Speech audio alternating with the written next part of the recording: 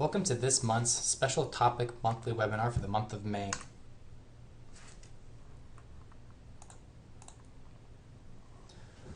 Again, just as a disclaimer, this is not considered tax advice or entity advice of any kind of sorts, but today we're going to be covering a lot of tax questions and answers for new business owners.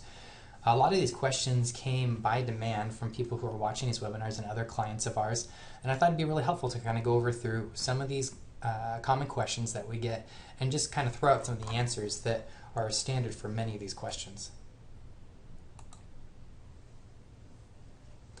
My name is Thomas Jones with OTA Tax Pros. I'm the tax manager here. And if you ever need any help with tax consultations, we do consultations, preparation of tax returns. We help set up trading entities and real estate companies. We also set up self-directed retirement plans, 401ks and IRAs, bookkeeping. We also help people who have audit situations with the IRS and their state. We also do these monthly webinars. Will Online Trading Academy provide me a 1098-T? This is a common question that we get here at OTA and OTA Tax Pros, and the answer is no. OTA is not a qualified eligible educational institution. Per IRS Publication 970, which says, for the purpose of claiming education credits, the enrollment must be at an eligible educational institution defined as an institution eligible to participate in student aid programs administered by the U.S. Department of Education. Obviously, it'd be really cool if you could get a Pell Grant to help pay for your education at OTA, but obviously that's not an option. So because OTA is not a qualified educational institution, it cannot be used for education credits. However, tuition and fees may be deductible in other ways other than education credits, such as maybe as business expenses or otherwise, but this really varies by individual circumstance, so make sure you talk to a tax professional.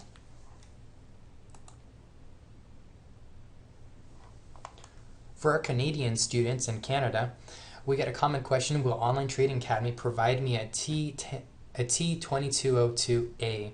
This is similar to the This is similar to the 1099-T that we provide. This is similar to the 1099-T in America. But the answer is, again, no. OTA is not certified by Employment and Social Development Canada. Per CRA Publication 105, which says, generally a course qualifies if it was taken at the post-secondary level and the educational institution has been certified by Employment and Social Development Canada, ESDC. Of course, we're not a college or a university. We are an academy and we do provide excellent education. However, Online Trading Academy is not certified by the ESDC to provide education. So OTA Tax Pros does not currently provide any guidance or preparation of Canadian taxes, but definitely talk to your tax professional and perhaps there may be other ways that you can deduct it.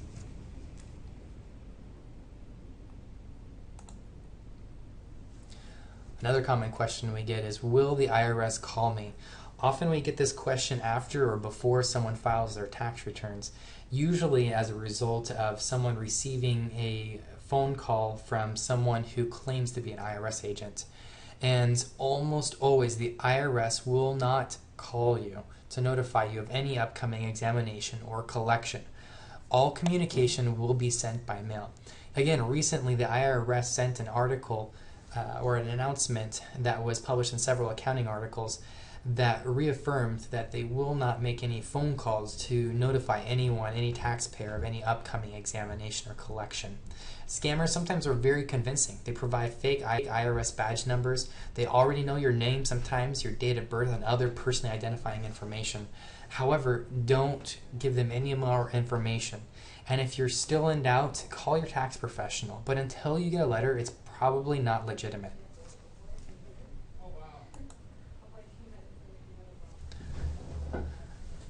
Right after you file your tax return, sometimes it can be a little bit longer than you expected before you receive your refund. If you still haven't received your refund and you want to know where it is, it's probably still processing. And honestly, as tax professionals, we really don't have any special tools to find out. It's actually easier if you as an individual try to contact the IRS. But also keep in mind, just because last year's refund came back within a couple of days or a week doesn't mean that this year's will be just as fast. And it might not be your fault or your preparer's fault at all. The IRS has been facing budget cuts, which means longer processing times for refunds. Also, if you're still concerned, you can go to irs.gov/refunds or call the IRS. If it's been longer than 21 days, or if you e-filed, or longer than 6 weeks if you sent your return in by mail, then they'll be able to be helpful. However, if you do call before that time, you'll probably have an IRS agent who just tells you to call back again later. Also note that state agencies often take longer. This is often because the IRS will first process the return, and then they'll send the return, the federal return, along with the state return, to be processed by the state. So if you're expecting a state refund, keep in mind that that can be even longer than the IRS refund that you're expecting.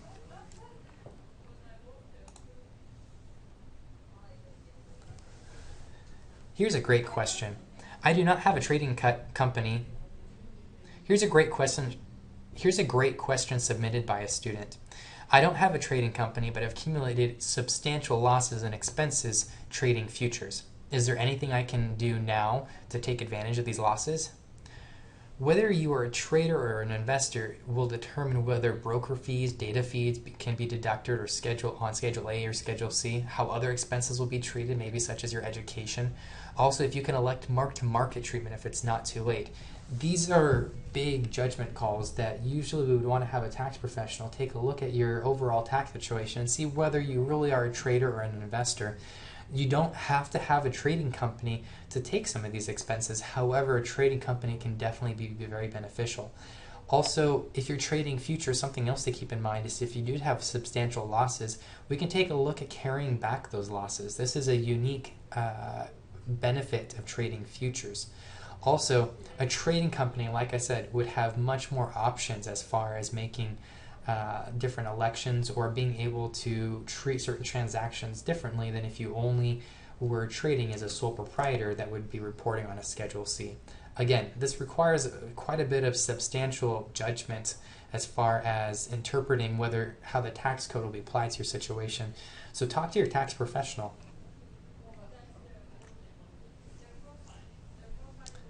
What options do I have if I cannot pay the tax I owe as a result of my trading losses?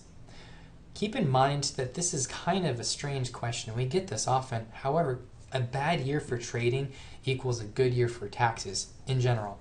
So if your taxes are higher and you had a lot of trading losses, it's probably not because of your trading losses. Gains, yes, maybe, but you probably had income from other areas in your tax return that was resulting in a higher than expected tax amount owed.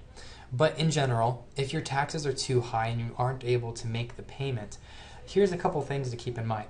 If you already know this and it's before April 15th, start making estimates.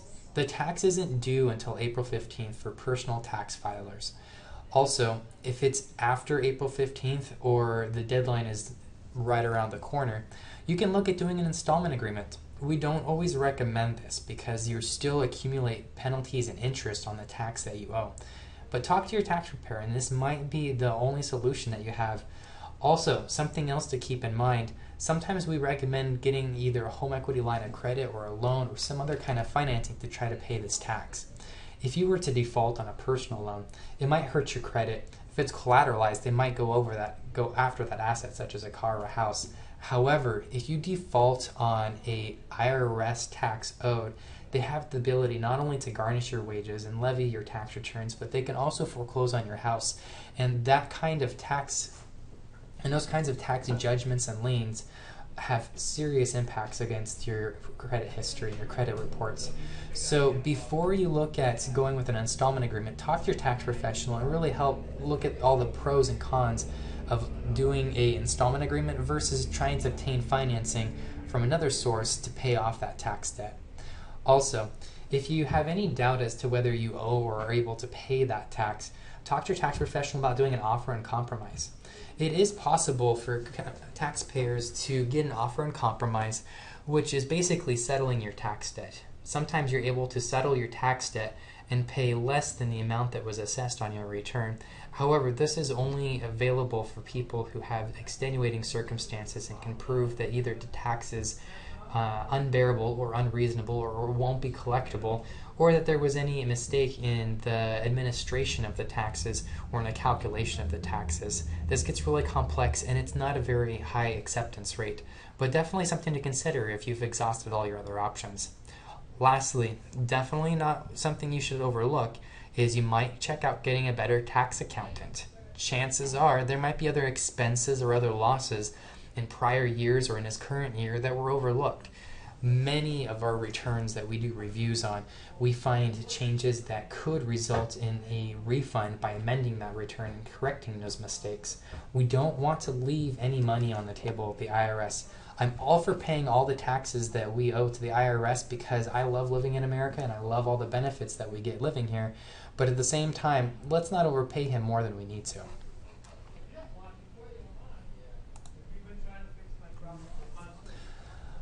We get this a lot with students who came to us after they've purchased their education. This question is, I took money out of my IRA to pay my OTA tuition and fund my futures account, but now I have to pay tax and penalties. Is there any way to reduce the tax and penalties? Call us right away. Within 60 days, you're able to still do special rollovers, and we can work out maybe a rollover strategy to help avoid the situation, because this is a tough one and it's not easy to get out of this. There are some exceptions to penalties on early withdrawals from IRAs and 401ks. However, those exceptions, it's very difficult to qualify, and many times you don't qualify for those exceptions. Something else to consider is whether you're a trader or investor. Not necessarily because this has anything to do directly with your tax and penalties that will be owed on taking money out of your IRA, but we'll try to find if there's other possible deductions and losses you might be entitled to, which will help offset those taxes that you'll be owing. And we'll also take a look and see if whether setting up a trading company is recommendable. We also take a look at your age.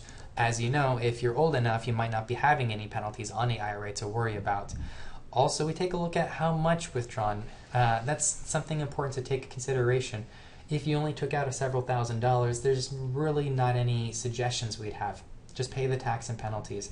However, we have seen some students who will take out $30,000, $40,000, $50,000 out of their IRA, pay all the tax and penalties on that, and those can be much, much higher than if they had just gone along with the financing options that they had.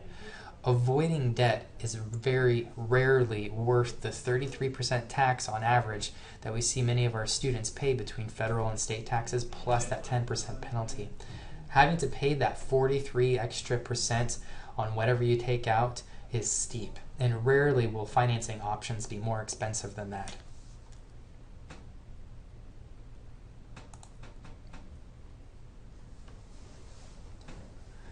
I usually trade large positions, but if I scale down and trade smaller positions, will this affect my ability to qualify for trader and security status?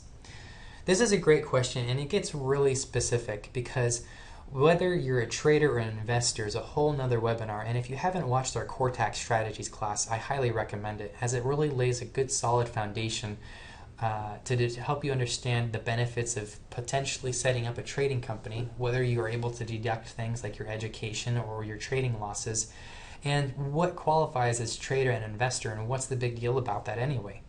But here's some of the factors we look at when we make that determination. And keep in mind, these are not IRS standards, but these are our own guidelines that we've used to be able to determine what is the most likely would be treated as a trader or an investor according to the IRS. So based on our guidelines, we take a look at your total round-trip trades. This is kind of the golden standard that everyone will ask you first. How many total trades did you have last year? The next question we look at is average time positions are held, the longest time that positions are held, average days and hours spent each week in the trading activity. How big is your trading account? Now this is really close to what the question's asking, how big are the trade positions? However, for many traders, especially as you get started, you might fund your futures account, for example, with $20,000, $30,000, or $50,000. That doesn't mean that you will or even should start trading the entire amount of capital that you have in that account. That could be very risky, especially for a novice beginning trader. So whether you're trading large positions or small positions, as far as we're concerned, we don't believe this has an effect on your ability to qualify for trade and security status. But we also look at whether you have a trade plan and a trade log, and if you've had any other vacations away from trading. And again, if you're weak in some areas and strong in some other areas, we look at this all together in a whole, and we'll help come up with a professional opinion on whether you qualify for trader and security status, or whether you're going to be treated as an IRS, or excuse me, as an investor.